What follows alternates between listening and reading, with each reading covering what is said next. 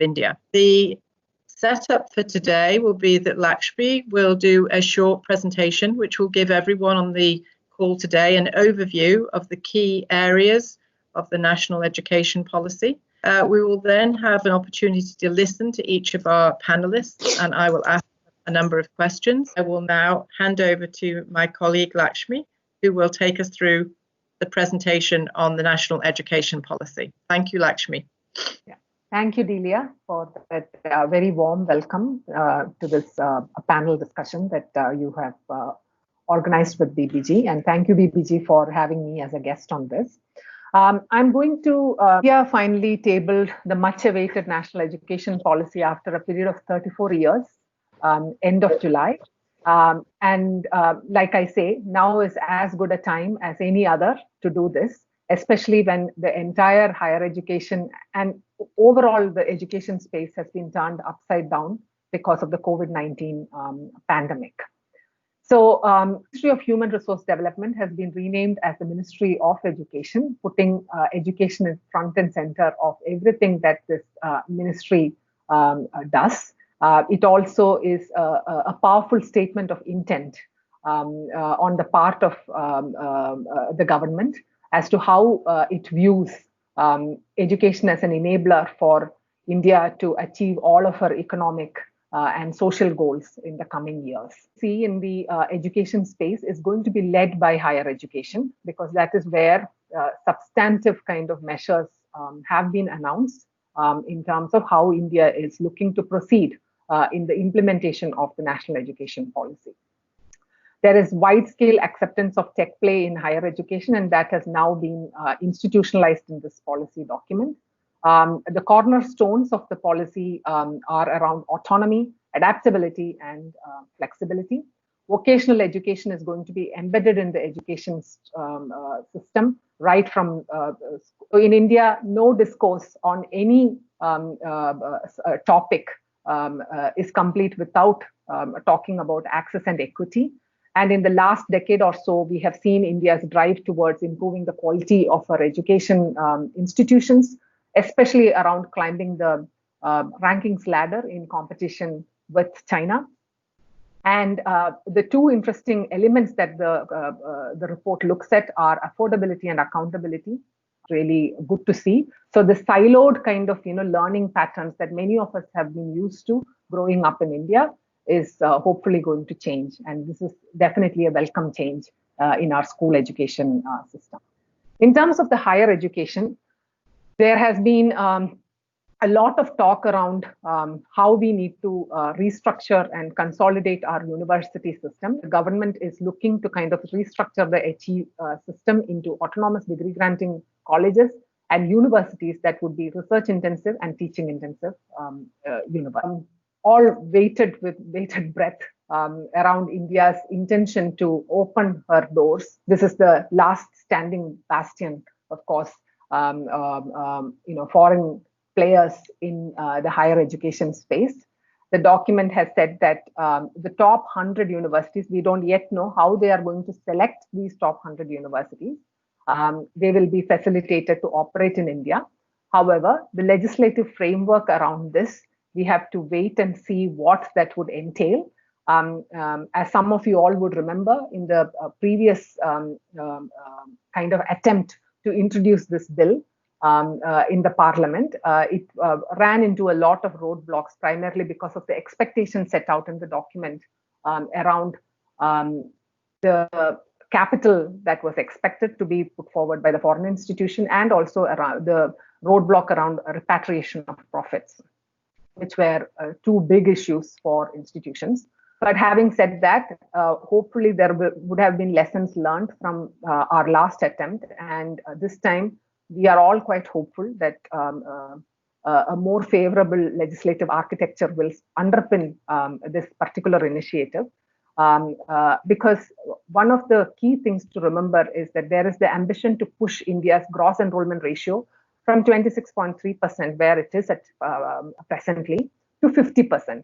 And at 26.3%, we have got about 37 million learners in the higher education space. So you can imagine So the key opportunities so far as UK organizations are concerned, of course, there is a transnational education opportunity that is going to kind of come out of this.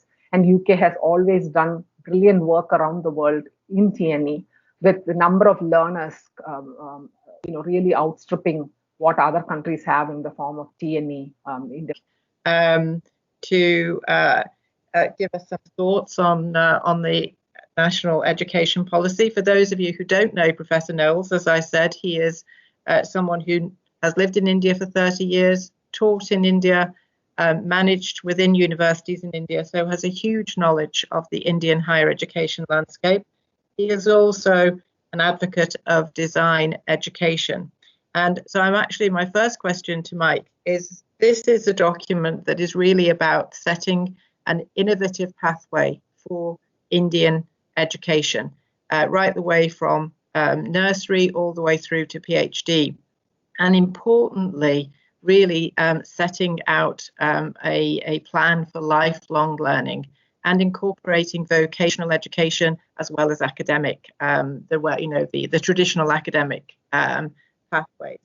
Mike, just thinking about your experience in India, your experience as a practicing designer. Well, let's be 200% positive and say it's an excellent document, or at least it goes about addressing the real problems.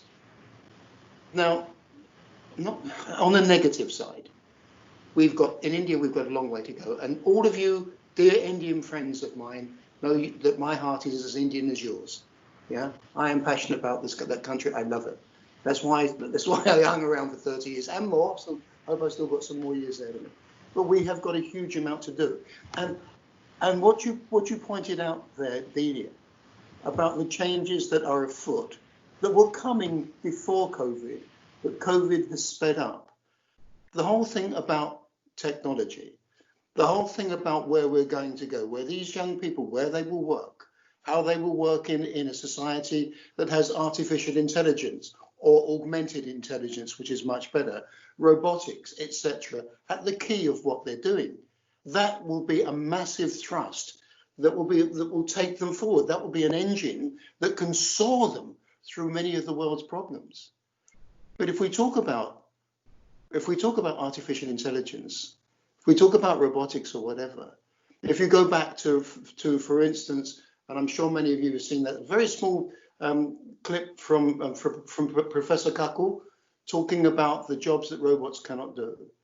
And Kakul comes back to this, and he's a brilliant man, and he comes back to this one thing and one thing only, and it comes one word, and the word is creativity. Now, the truth is, what we do, not just in India, but all over the place, is that when a child is 5 years of age, we cut the creativity corollary artery, and we let them slowly bleed to death. We let the creativity come out of them. So what's great about this particular program that's come forward, or the talking about the changes, it does in many ways address this issue. Like, for instance, when a child is really gifted at something, so they're gifted as a ballet dancer, or they're gifted as a pianist, or they're gifted as whatever they're gifted at.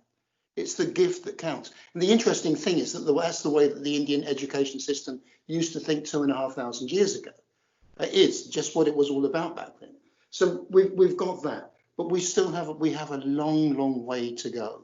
And this just brings us to this other. Thank you, Mike. Thank you very much. And can I now come back to Dr. Misra? First of all, say welcome, sir. It's a pleasure to have you on this webinar. I was wondering if I can ask you a question as to what you see as the most significant changes that the NEP will drive across Indian higher education in the next few years. Part of the policy as I see it, I think for the first time after independence, there has been a structural shift in the policy. So far, all changes in the policy have been only by tinkering with the system, solving some short-term problems. But I think for the first time, the whole structure of the higher education system and the school has been changed. So that's something different, something new. In terms of the curriculum, the pedagogy, I think everything is going to be completely different from what it used to be. I'll say that. So I feel that there is a broad framework which is very, very good, I would say. But I think it will depend now on the universities to develop things within those frameworks. For example, let's say we say that there is going to be a 4-year undergraduate program. There is going to be a 3-year undergraduate program. Why are we confusing so much? Either we have a 3-year or we have a 4-year program. We still we say that everything is going to be based on credits. So when you have things based on credits, duration of degree programs has no meaning. If students can complete the credits, they graduate. It doesn't matter whether it's a 3-year program or a 4-year program. There is no clarity on it, right? We say that we will bring a lot of element of humanities, which is very good. Let students choose humanities, so languages, literature, art, history, philosophy, whatever they want to take, right? But that will require us to restructure the degree programs. We have to decide how many credits of humanities can they take, or how many credits of their major is going to be. So when you have this kind of a system for the policy maker to say that, okay, it needs to be more holistic, more interdisciplinary. And the policy also says that all educational institutions will have to be multidisciplinary.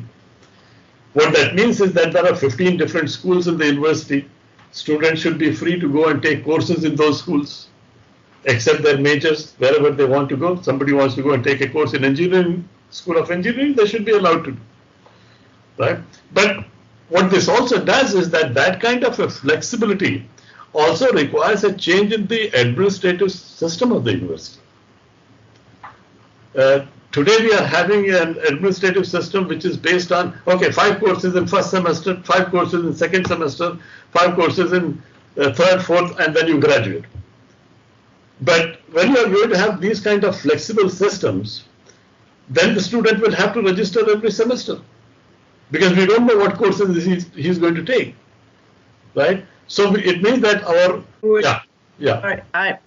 I would agree, sir, that obviously academic freedom is absolutely essential to the proper functioning of universities. And I think what you were describing to us there is some of the models that we can see if we look to the US and to other modular schemes. So I think that India would have the opportunity to maybe look at those models, and hopefully university leaderships across India will look at those models from other countries, and maybe, as you said, work through the one that is right for India, balancing the need for choice with the need for some sort of structure so that students are progressing and are working towards outcomes. Because once you change that approach to not looking at inputs but outputs, then you are going to be maybe achieving change in terms of how employable students are, how they think, how they are able to problem solve and things like that. Collaboration between Indian universities and international universities, and look at how those collaborations can support those developments. But also I would like to touch on another important area, which I know many people in our audience today would be interested in, which is the cooperation with industry. Is actually, where do you see this policy taking forward the inputs of industry and business into developing the curriculum, developing teaching and learning methodologies, and really, looking at those partnerships? What do you see as the future there? See, I personally think that the link between industry and academia in India is very, very weak. In fact, I would say that it's almost negligible. I think what we also need to understand is that a good system always requires universities to tell industry where the world is going to go, and for the industry to work on it. So when there is a good collaboration, industry also funds a lot of research work that happens in the universities. Universities are able to come out with very, very futuristic ideas based on the research. Probably a lot of it is also because of the regulatory framework, which has squeezed all the thinking and doesn't allow educational institutions to move ahead. For example, let's say when a university is created either by the act of the parliament or by the act of the state assembly. And once they are given a status of a university, they have the power to grant degrees. But then I have to, if I want to start a new degree program, I have to go to the regulator to ask whether can I start this degree program, and they will decide whether I can start or not. So what is that power that the universities have if they cannot decide what kind of degree programs they need to start? Right? So now we are getting into the digital age in India. But if we have to start a degree program, it will take us 1.5 years to get permission. Right? By the time it's too late. And that keeps the industry ahead of the university system. So I think it is absolutely necessary that that should happen. Now, one of the things that could happen because of this, that we may, to change this, we may see entry of a lot of corporate universities. So, this single family ownership universities will begin to be lesser. And we may begin to see these consortiums of industry like ISB or Ashoka, these kind of universities, where a number of companies have put their thoughts together, and they are able to bring in that collaborative work between industry and the university. So I think these are some of the things that we should try and see. In terms of international collaborations, I think international collaborations have always been something that should happen between educational institutions. My only one area where I think a little differently is that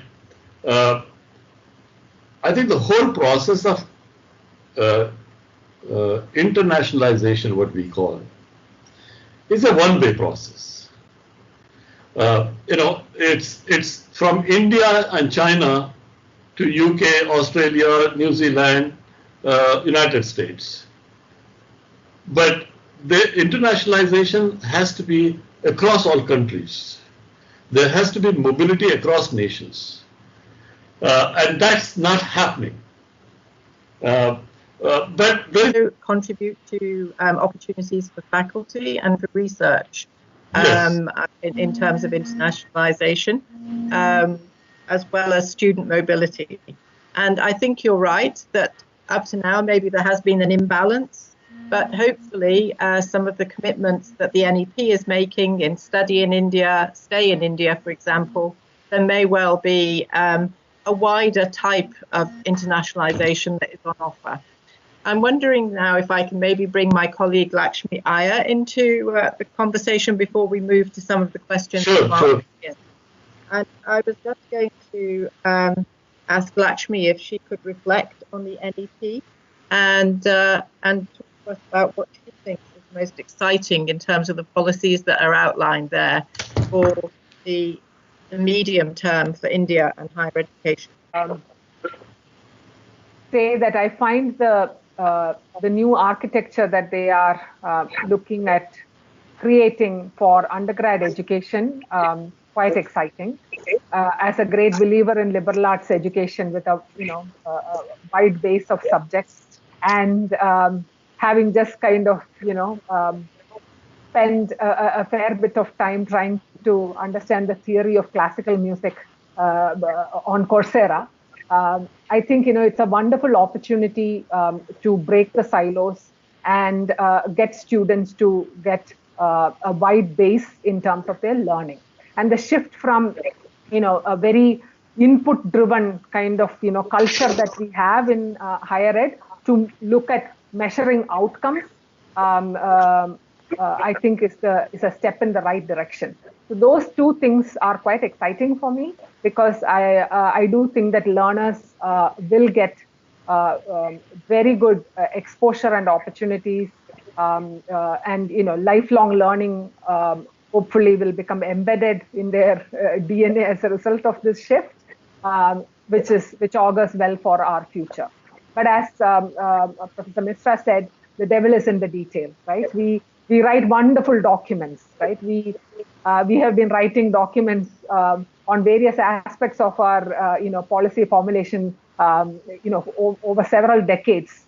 So we just now need to kind of get our act together and get this in motion and put all of the forward-thinking recommendations of the document to practice. So we put some building blocks into this, and when this webinar is over, that we've got a path the way forward. Why have we done this as BBG? Talk about the new Education Act, because we believe that we have something to offer as the Brits to offer here. So what can we do? And the building blocks, the people that will make this actually happen are the faculty. Nobody else. Great vice chancellors, essential, but a great vice chancellor with an army behind him, behind her. And when I first started Sushant School of Design, which I started from scratch, people said to me, Mike, what are you doing this for? You're mad. You'll never, for a start, it's a design school. You'll never find faculty. It's just not what we do. I never had a problem finding fabulous faculty, because there are millions out there. And if they're given the right opportunity and the right leanings, they become amazing.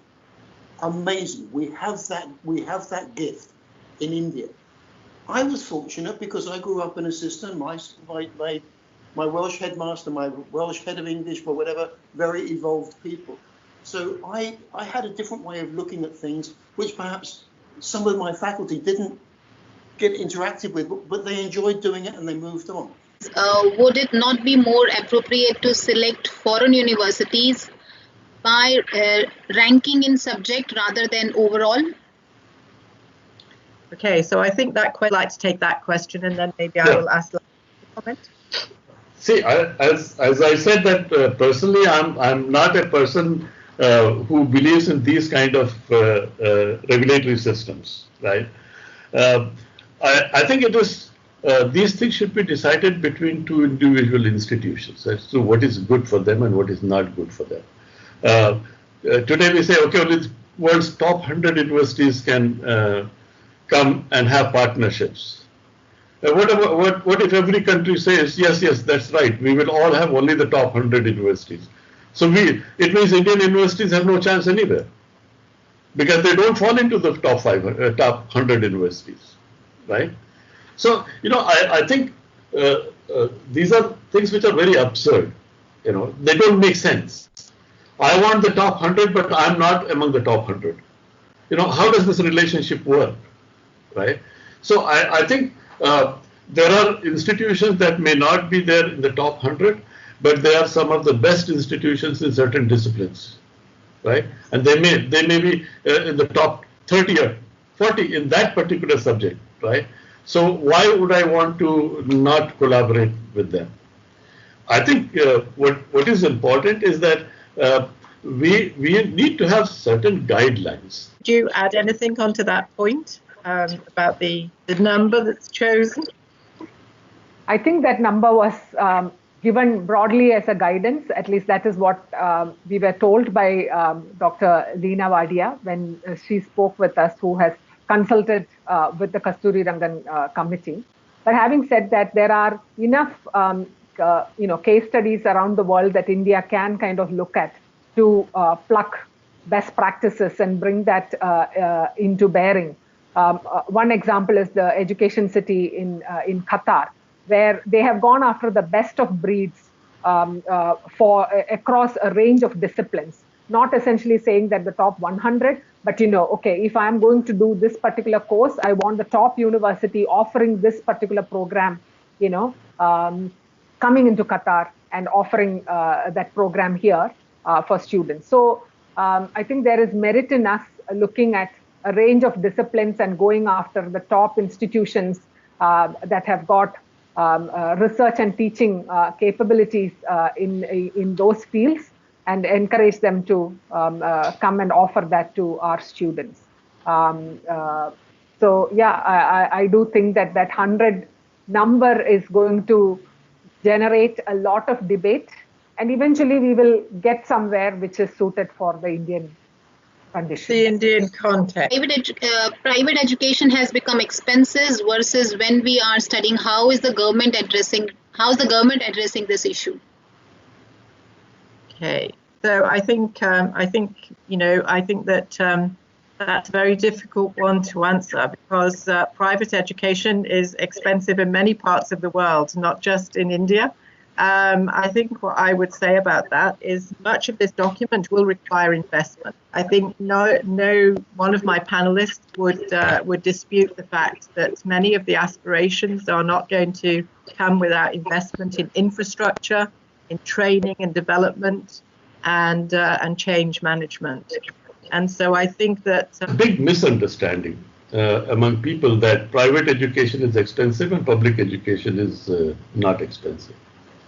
I think they are both equally. In fact, in some cases, public universities, the cost is much higher. I think what is different is that public universities are publicly funded, therefore they're highly subsidized. Subsidization does not mean that the cost of education is low. Subsidization only means that somebody else is paying for it, which is the taxpayer. So the cost of educating a student in IIT Delhi is more than 26 lakhs. Now tell me an engineering college in India that charges 26 lakhs. It doesn't, right? So I think we need to keep that in mind, that the cost of education and what the student pays are two different things. Pleasure. Thank you so much to my three panelists for their contributions and their thoughts. I'm now going to pass on to my colleague, Julian Beavis, who is a committee member of BBG. Julian, over to you. Okay, thank you very much indeed. As ever, there are a number of important thank yous to make at the end of another stimulating debate organised by the BBG. What more important subject can one choose than education? I must say, I think it's great that the BBG is encouraging discussion like this, and I think everybody will join me in thanking all of those who've participated in its membership. So thank you all very much indeed for attending and for participating, and we hope that you will feed back to the BBG committee on what you think of this sort of debate, and give ideas for future similar conversations. I must, of course, thank, as I always do, thank Saloni for putting all this together.